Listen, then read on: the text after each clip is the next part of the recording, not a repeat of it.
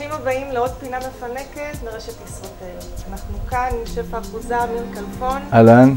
שיציג לנו את אחת המנות שאתם בחרתם בפייסבוק, מתוך תפריט קיץ 2010. אמיר, מה אנשים בחרו לנו? אוקיי, אז הם בחרו גם את המנה דניס שלנו, שזה מנה כלילה, אפויה, מנה מאוד טעימה וקל מאוד לעשות אותה, ויש לה גם קאץ' מיוחד מבחינת ההגשה שלה. אז אנחנו נתחיל. אתה לא מגלה. אנחנו, כן, נראה. יש לנו פה דג דניס, דגי דניס טריים כמובן, שהדג שלנו הביא לנו אותם אתמול. הדג דניס פה הוא נקי, הוא ללא הראש וגם ללא ההידרה, שפתחנו אותו פשוט לשני חלקים. לדג עצמו אנחנו נכין את המרינדה שלו. היא מורכבת משמן זית, מורכבת ממלח ים אטלנטי, פלפל שחור גרוס, שבבי שום.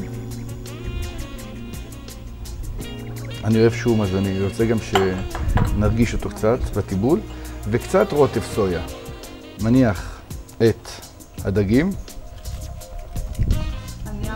על נייר אפייה, כן.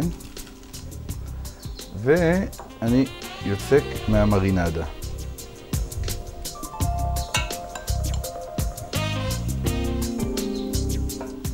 הדג הולך לנוח או שהוא הדג, כן. נכנס לתנור? הדג הולך לנוח איזה חצי שעה, שיספוג את כל הטעמים. מקפל את הפילה העליון. ואני אופה את זה ככה. וגם לצורת הגשה, שזו צורה מאוד מיוחדת. זה נכנס לאפייה למשך, בוא נגיד, 8 דקות עד 10 דקות, זה תלוי בחום של התנור שלכם, על 200 מעלות. התוספת של המנה, אני בחרתי בקוסמת, שזה בעצם קוסמת מבושלת, שאחרי זה הקפצתי אותה עם צלצלי שלוט, עם עגבניות מיובשות, ועם מלא מנגולד חלוטים, מלח, פלפל ושום. יש לי פה עלי מנגולד שעברו חליטה. עלי מנגולד זה בעצם העלים של הסלק. מוריד להם את הגבעול הנוקשה.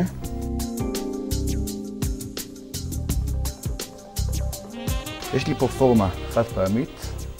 אני מרסס אותה מעט עם תרסיס שמן. אגב, פלא הדבר הזה. מאוד. טיפה מלח קס למטה. ואני מניח את העלים כלפי פנים. יש לי פה את המילוי שמקודם דיברנו עליו. קוסמת בעצם היא סוג של דגן שהיא עשירה מאוד בסיבים תזונתיים ומאוד בריאה. השארתי פה את החלקים של המנגולד שלא בפנים, אני פשוט מכסה את זה.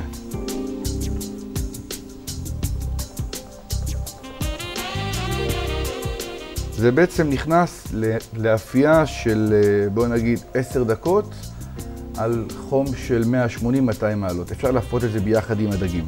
יש לנו גם פה רוטב פלפלים, שזה רוטב פלפלים חמוץ מתוק, שאני אישית מאוד אוהב אותו. הרוטב מורכב מגמבות צרופות על אש גלויה, צלצלי שלוט, מיץ לימון, קצת יין לבן, מעט שיני שום.